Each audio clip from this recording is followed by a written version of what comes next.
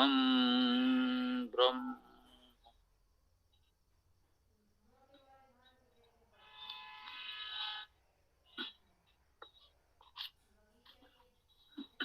इस सरल संस्कृत वैदिक कक्षा में आप सब मित्रों का बहुत बहुत स्वागत है।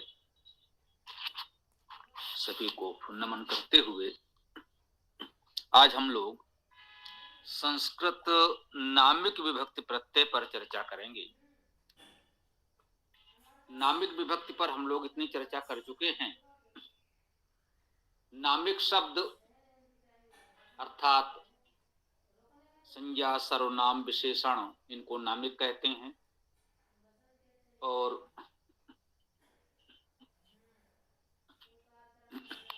इनका वाक्य में प्रयोग करने के लिए, इनको पद बनाने के लिए कुछ शब्दांश जुड़ते हैं। इन्हें हम विभक्ति कहते हैं, विभक्ति प्रत्यय कहते हैं। इन्हें हम कारक विभक्तियां भी कहते हैं। इस विषय पर हम लोग पर्याप्त चर्चा कर चुके हैं। आज हम लोग संस्कृत नामिक विभक्ति प्रत्ययों पर चर्चा करेंगे, अर्थात संस्कृत भाषा में नामिक विभक्तियां कैसे प्रयोग होती हैं, क्या होती हैं। इसके परिचय में यहाँ कहा गया है कि सभी नामिक विभक्तियों के तीनों वचनों में प्रत्यय प्राचीन व्याकरण में ही स्पष्ट हैं। उनको शब्दों के बाद जोड़ देने से शब्द रूप बन जाते हैं। शब्द के अंत में व्यंजन होने पर ये विभक्तियां यथावत जोड़ती हैं। इनमें व्यंजनाद नामिक विभक्तियों, व्यंजनाद तथा स्वरांत सभी शब्दों में एक समान रूप से प्रयोग होती हैं। स्वरांत शब्दों में स्वरांत विभक्तियां लगने पर कुछ परिवर्तन होते हैं। परिवर्तनों का आधार संधि के नियम है। मूलतः कुछ अपवाद हो सकते हैं। कल हम लोगों ने इसको पढ़ा था। तो स्वरांत जिनके अंत में स्वर होता है वे स्वरांत शब्द। स्वरादि विभक्ति से आशय है जिन विभक्तियों के आदि में स्वर हो वे स्वरादि। अपवाद जो नियमों से कुछ अलग हटके प्रयोग होते हैं उन्हें हम लोग अपवाद कह सकते हैं। इसमें कुछ सरल विकल्प भी हम लोगों ने अपनाए हैं। विशेष में एक बात और यहाँ कही जा रही है, कभी कभी लेखक नामिक विभक्ति या कारक प्रयोग में अपवाद स्वरूप छूट भी ले लेते हैं। भाषा प्रयोग में अपवाद होना स्वाभाविक है, परंतु अपवाद या छूट का अर्थ मनमाना प्रयोग नहीं है। बादल चमकते हैं या बादलों में बिजली चमकती है या बादलों में बिजली की चमक होती है आदि वाक्यों के अर्थ समान हैं। लेखक के कहने के तरीके के अनुसार नामिक या कारक प्रयोगों में विभक्तियां बदलती हैं, परंतु सभी प्रयोग शुद्ध हैं। इसी तरह उसने पढ़ा है या वह पढ़ा है कहा जाए तो स्वीकार्य हो सकता है, परंतु जिसके स्थान पर उसको पढ़ा जैसा प्रयोग करने की छूट किसी को नहीं मिल सकती है, क्योंकि इससे अर्थ बदल जाता है। भाषा प्रयोग पर अधिकार रखने वाले साहित्यकार के प्रयोग स्वभावतः उचित ही होते हैं। इस प्रकरण को भी थोड़ा सा समझ लें, फिर मुख्य विषय पर आ जाएंगे। जो प्रतिष्ठित विद्वान साहित्यकार हैं उनकी रचनाओं को पढ़ते समय कभी कभी व्याकरण के सामान्य विद्यार्थी को लगता है कि भाई हमने जो व्याकरण पढ़ी है उसके अनुसार तो यहाँ पर ये विभक्ति ऐसे प्रयोग होनी चाहिए, इन्होंने ऐसे किया है। तो ये मानकर चलें कि व्याकरण भाषा के लिए होती है, भाषा व्याकरण के लिए नहीं होती। जो विद्वान साहित्यकार हैं वे थोड़ा सा हटकर प्रयोग कर सकते हैं, परंतु उससे कोई हानि नहीं होती, कोई भ्रम नहीं होता, कोई अनर्थ नहीं होता। भाषा का सौंदर्य बढ़ता है, घटता नहीं है उससे। केवल प्रारंभिक स्तर के व्याकरण की चर्चा करने वालों को थोड़ा अटपटा लग सकता है, जो व्याकरण शास्त्र के मूल भावना को समझते हैं उन्हें कुछ अटपटा नहीं लगता, उनको वो सहज स्वाभाविक सुबोध लगता है। इसी को हम लोगों ने यहाँ कहा है कि भाषा प्रयोग पर अधिकार रखने वाले साहित्यकार के प्रयोग स्वभावता उचित ही होते हैं। इस पर एक बात कही जाती है जो हमको भी प्रतीत होती है कि सत्य है। जैसे अब हम लोग पाणिनि व्याकरण को ही मानक मानते हैं और कोई विकल्प नहीं है हमारे पास, ये भी सत्य है। भाई उसको ना माने तो फिर क्या करें, फिर क्या माने, मानना तो उसी को पड़ेगा। अब किसी भी साहित्यकार का कोई एक भी ग्रंथ यदि उठाकर देख लें, प्राचीन संस्कृत में, आधुनिक की तो बात छोड़ दीजिए, आधुनिक काल में संस्कृत किसी की भाषा नहीं है, फिर भी बहुत से विद्वान हैं जो संस्कृत भाषा में साहित्य रचना कर रहे हैं, उनको हम नमन करते हैं। फिर भी यदि प्राचीन साहित्यकारों की बात भी कर लें तो संभवतः वाल्मीकि, व्यास, कवि कालिदास के स्तर के साहित्यकारों की बात करेंगे तो संभवतः एक भी साहित्यकार का एक भी ग्रंथ नहीं मिलेगा जिसमें आप कहें कि पाणिनि के नियमों का 100% पालन हुआ है। तो ऐसा नहीं है कि उनकी भाषा में कोई दोष है, उनकी भाषा पूर्णता पर निष्ठित है, पूर्ण मान्य है। ये जो कथित रूप से उल्लंघन प्रतीत होता है ये उनका नहीं, कह सकते हैं हमारे समझ में कुछ चूक अवश्य हो सकती है।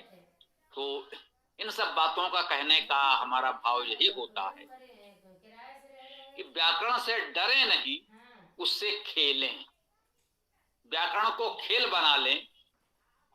वो कोई ऐसा हवा नहीं है जिससे आपको डर लगे। आइए अब हम अपने मुख्य विषय पर आते हैं। नामिक विभक्तियां कौन कौन सी हैं, कहां और कैसे प्रयोग होती हैं, हमने अपनी शैली के अनुसार यहां भी बताने का प्रयास किया है। नामिक विभक्ति भेद, जी आपने ठीक दिखा दिया। इसके परिचय में कहा गया है प्रयोग विधि के अनुसार संस्कृत व्याकरण में नामिक विभक्तियां 3 प्रकार की होती हैं, मूल, सार्व तथा वैकल्पिक। किसी अन्य व्याकरण की पुस्तक में संभवतः आपने ये नहीं पढ़ा होगा, हम स्वीकार करते हैं, परंतु उसमें कोई ऐसी बात नहीं बताई जाएगी जो पाणिनि व्याकरण में ना हो, है सब वहीं से। हम जो भी आपको व्याकरण पढ़ा रहे हैं वो पाणिनि व्याकरण ही है, उससे अलग कुछ नहीं है। केवल प्रस्तुतिकरण का तरीका हमारा अपना है जिससे इस युग के सामान्य विद्यार्थी संस्कृत व्याकरण को सहजता से समझ सकें, जिनको परंपरागत तरीके से गुरुकुलों में पढ़ने का अवसर नहीं मिला है। उनको पाणिनि व्याकरण से कैसे हम परिचित कराएं, ये हमारा प्रयास है। इसी को हमने सरल संस्कृत व्याकरण कहा और हमारा मूल उद्देश्य वेद को पढ़ना है, तो सब जानते ही हैं। तो मूल, सार्व तथा वैकल्पिक 3 प्रकार की विभक्तियां हमने मानी हैं। यूं कहें कि वैदिक संस्कृत और लौकिक संस्कृत में जो भी विभक्तियां प्रयोग हो रही हैं उनको हमने 3 भागों में विभाजित कर दिया है समझने की सरलता की दृष्टि से। इसमें विशेष में कहा गया है मूल तथा सार्व विभक्तियों में सभी शब्दों के रूप सामान्यता बन जाते हैं, अतः सरल संस्कृत व्याकरण में वैकल्पिक नामी विभक्तियों का ज्ञान आवश्यक नहीं है। तीसरी श्रेणी है वैकल्पिक।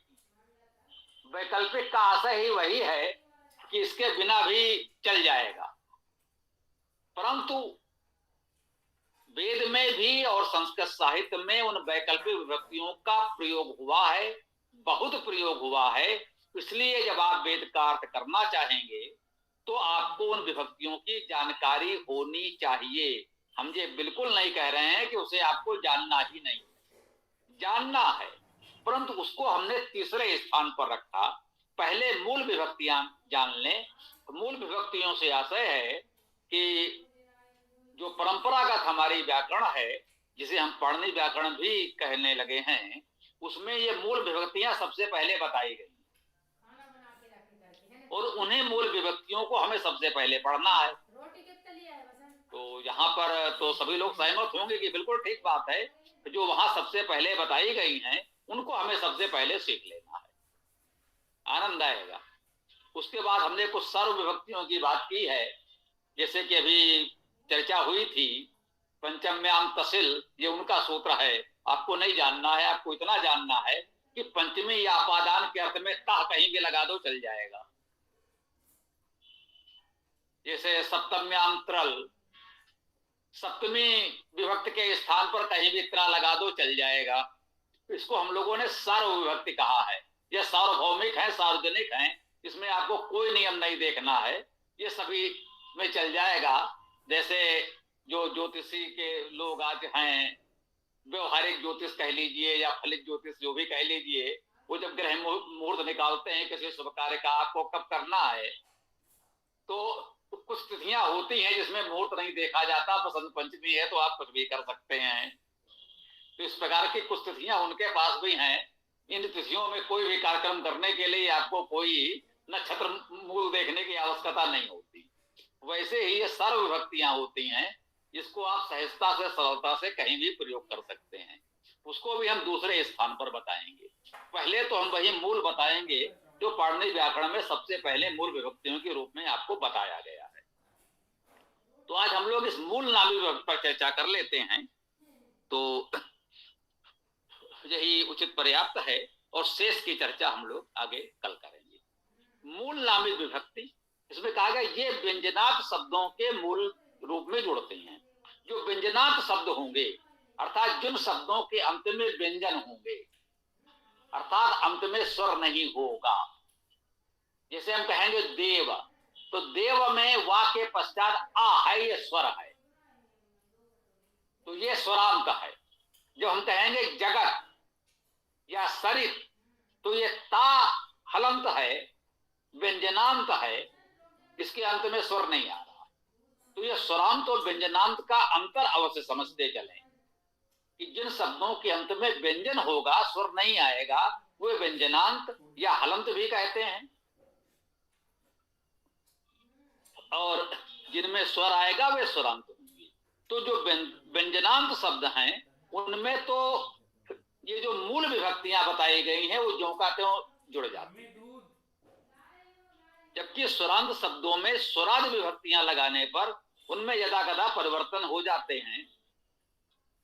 और एक बात और महत्वपूर्ण बात यहां कही जा रही है, ध्यान दीजिएगा, अधिकांश इस तरह के परिवर्तन एक वचन में होते हैं, परंतु बहुवचन द्विवचन में कहीं हो भी सकता है, लेकिन एक वचन में ही अधिकतर होते हैं। उस पर हमें विशेष ध्यान देना होगा। तो अब मूल नामी विभक्ति प्रत्यय की एक सारणी यहाँ पर दी हुई है, जो आपको दिखाई भी जा रही है। तो प्रथमा विभक्ति कर्ता कारक है, इसमें एक वचन में विसर्ग लगता, लेकिन ये विसर्ग सदैव स्वर के पश्चात लगेगा, ये निश्चित है, ये नियम है।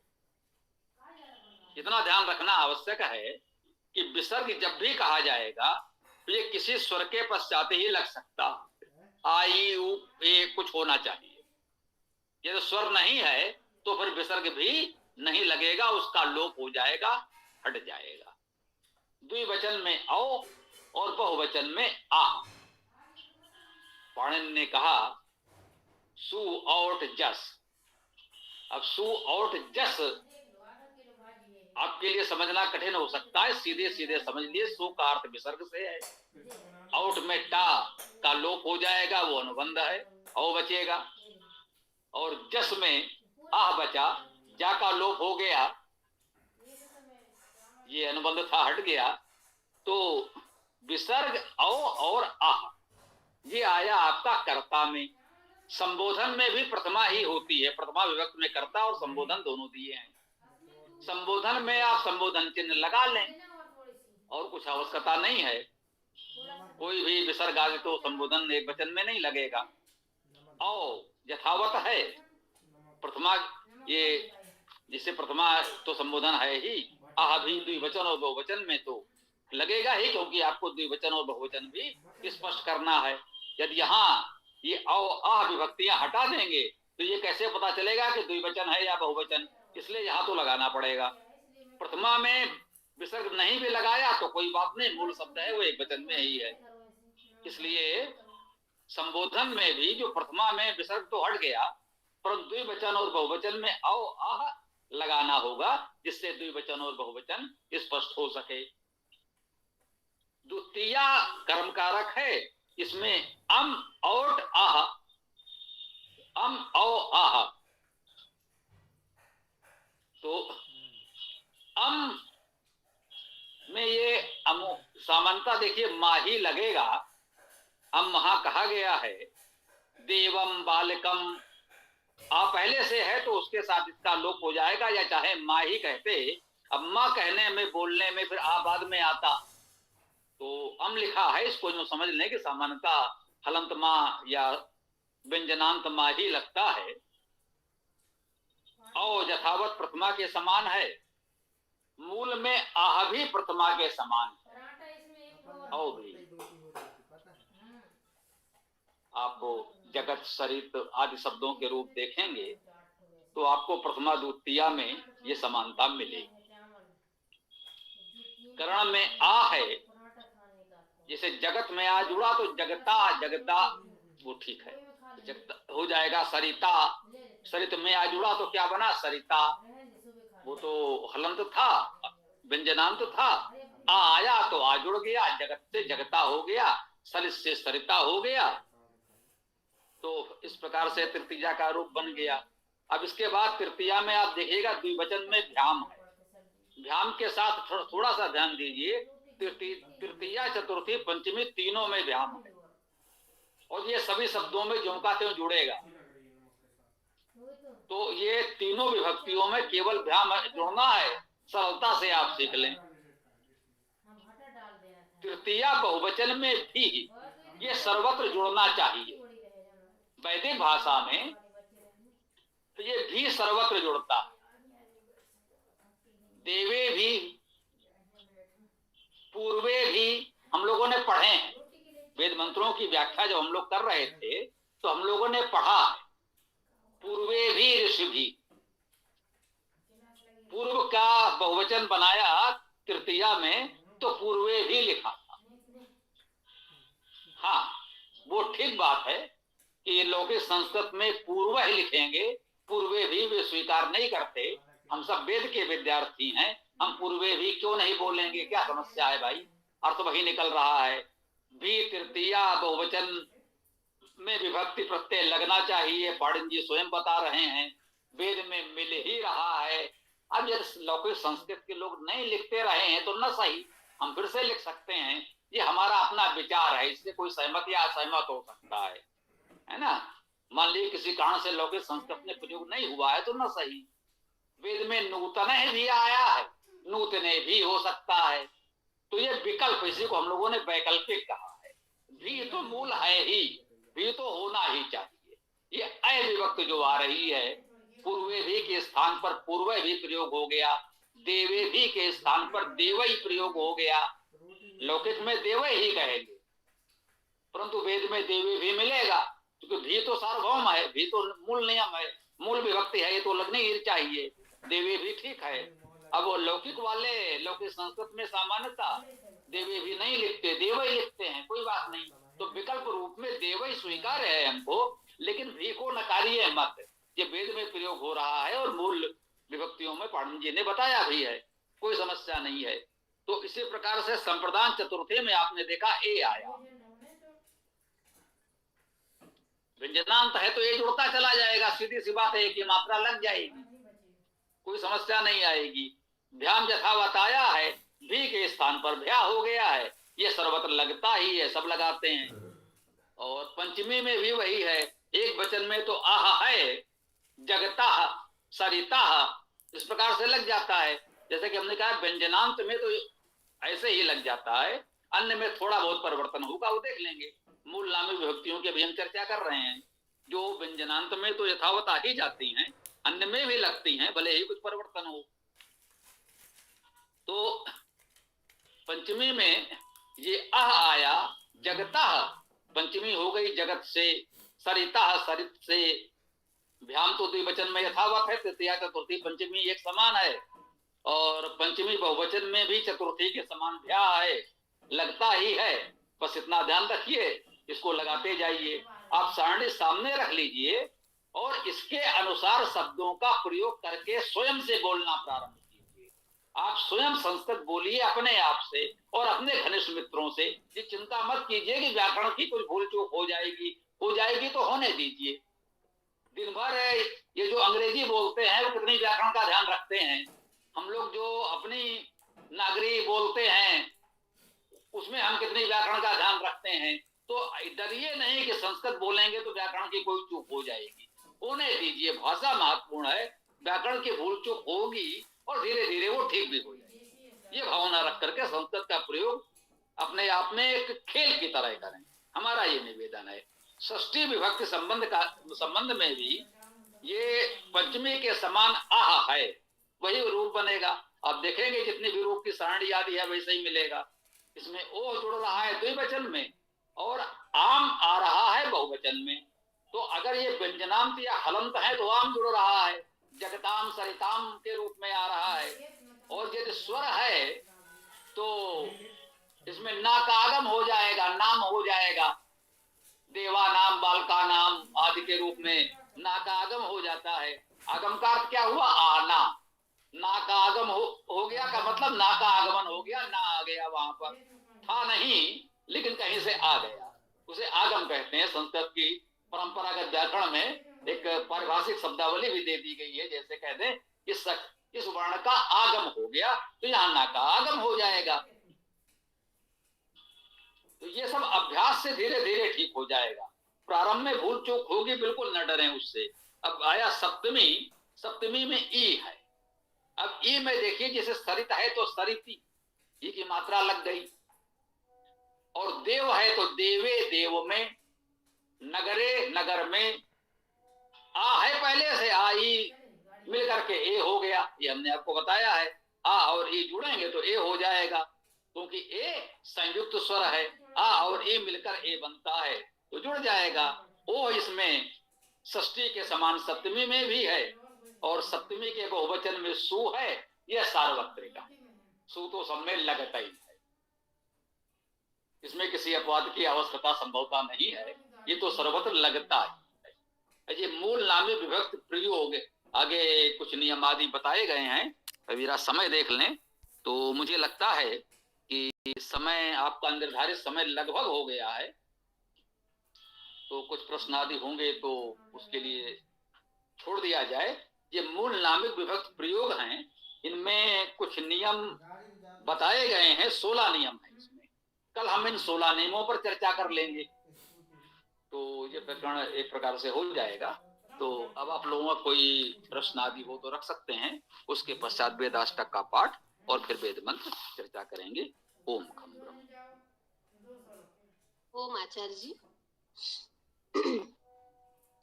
ये इसमें आपने बताया कि सु औजस और अम औटशस, तो जैसे बालक के शब्द रूप में वो समझ में आ गया कि सु यानी विसर्ग, औ यानी औ की मात्रा बालक और सु औजस।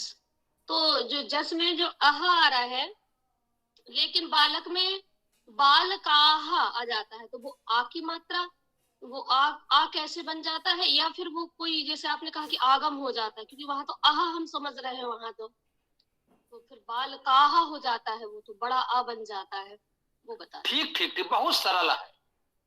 देखिए जैसे सरित और जगत जैसे शब्द हमने बताए जो व्यंजनांत है, तो ता वहां पर व्यंजनांत है, स्वर नहीं है, तो ता में जब आह जुड़ेगा तो जगता हो जाएगा। ठीक, लघु आ है, जगत में आह जुड़ा तो जगता हो गया। अब आपने कहा बालक में, तो का में एक आ तो पहले से है कि नहीं है? बालक में एक आ पहले से है, उसमें आह जुड़ा तो दोनों आ मिलकर दीर्घ हो गए। ठीक, समझ में आया जी? कई लोग ये सरिता नाम रखते हैं, तो सरित तो वो स्त्रीलिंग में है, जैसे नदी का पर्यायवाची। लेकिन कई लोग सरिता नाम रख लेते हैं जो कि करण में आ रहा है, तो क्या ये सही है सरिता नाम रखना?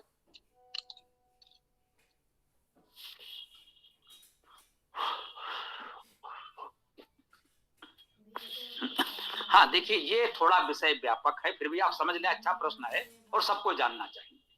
नाम रखते हैं वो बिल्कुल सही है। सरित शब्द है वह स्त्रीलिंग में नहीं है, उसको स्त्रीलिंग बनाने के लिए दीर्घ आ जुड़ता है। सामान्यतः देखेंगे आप, ये दीर्घ आ आने से स्त्रीलिंग बनता है, स्त्रीलिंग के प्रत्ययों में है। जब वहां पहुंचेंगे तो उसकी चर्चा और करेंगे। अभी इतना ही जान लें कि जो सरित से सरिता बनाया है इन्होंने, वो तृतीया विभक्त करण कारक नहीं है, वो उसका स्त्रीलिंग रूप है। ठीक, तो जैसे आचार्य जी, पुल्लिंग है। सरित शब्द को कौन से लिंग में मानेंगे हम? देखिए, अब सरित शब्द को नपुंसक लिंग में मान लें,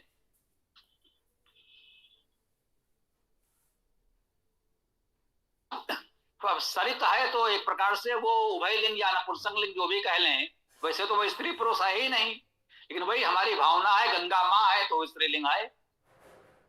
तो सरस्वती को हम पूजते हैं उस रूप में तो स्त्रीलिंग है। जब लेकिन सरस्वती नदी यदि बिल्कुल प्राकृतिक रूप से देखें तो क्या स्त्री क्या पुरुष, वो तो नदी है।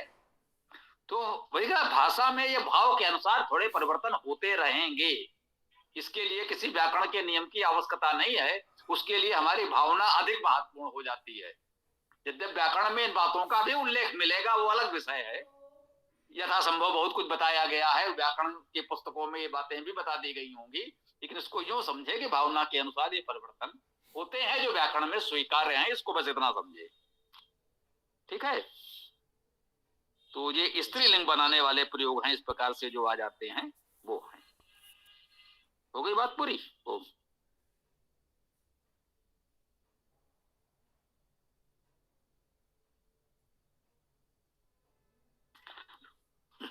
जी, अभी विभक्त प्रकरण प्रारंभ हुआ है, धीरे धीरे आगे बढ़ेगा तो बातें और स्पष्ट होती जाएंगी। और हमारे साथ और भी अच्छे लोग जुड़े हैं जो पाणिनि व्याकरण के जानकार भी हैं। हम निवेदन करेंगे कहीं कुछ होता है, मान लीजिए वो बात को उतना स्पष्ट नहीं कर पा रहे हैं, तो और भी साथी उत्तर दे सकते हैं, उसको और अच्छे से स्पष्ट करें। हमारा उद्देश्य अपनी विद्वता का प्रदर्शन करना नहीं है। मैंने कहा जिनका वेद और संस्कृत से परिचय नहीं है उनको वेद और संस्कृत से जोड़ना हमारा उद्देश्य है। तो कोई सज्जन और अच्छी तरह से उसको समझा सकते हो तो उन्हें बताना चाहिए, उसमें कोई समस्या नहीं है। तो आज की बातें पूरी होती हो तो वेदाष्टक का पाठ करें और फिर हम लोग वेद मंत्र की चर्चा करेंगे। ओम। स्वामी जी नमस्ते।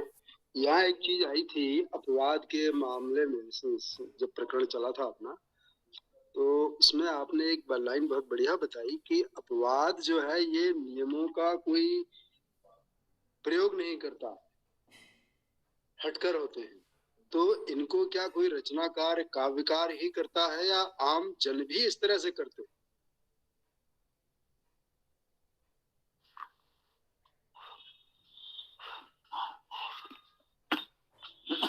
सभी लोग करते हैं, इसमें कोई संदेह नहीं, सभी लोग करते हैं। यदि अपवाद और नियम को समझना चाहें तो अभी जैसे मैंने बताया, जो हम लोग वेद पढ़ रहे हैं तो अधिक स्पष्ट हो गया। बहुत बार हमने चर्चा की है कि तृतीया बहुवचन में भी जुड़ता है, ये नियम है। तृतीया बहुवचन में सर्वत्र भी जुड़ना चाहिए, ये नियम है। परंतु अकारांत शब्दों में एह जुड़ जाता है तो देवः बालकः नूतनः जैसे प्रयोग भी बन जाते हैं, ये अपवाद है।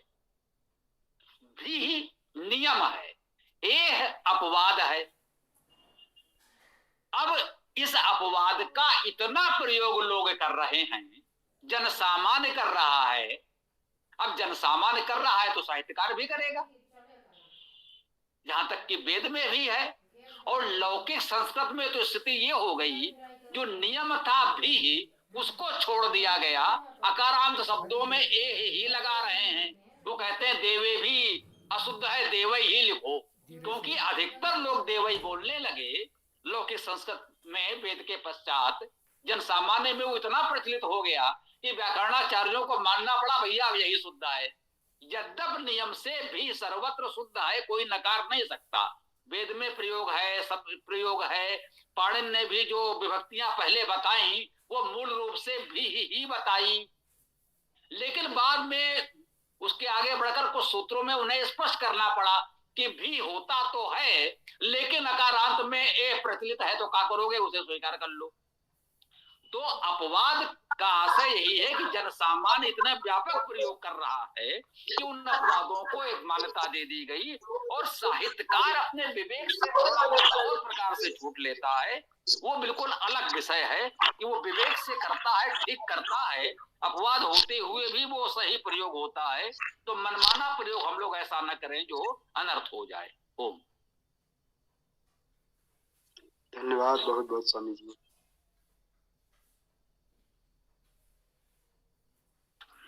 जी, तो अब आप लोग वेदाष्टक पाठ कर लें, फिर हम लोग मन से चर्चा करें। ओम।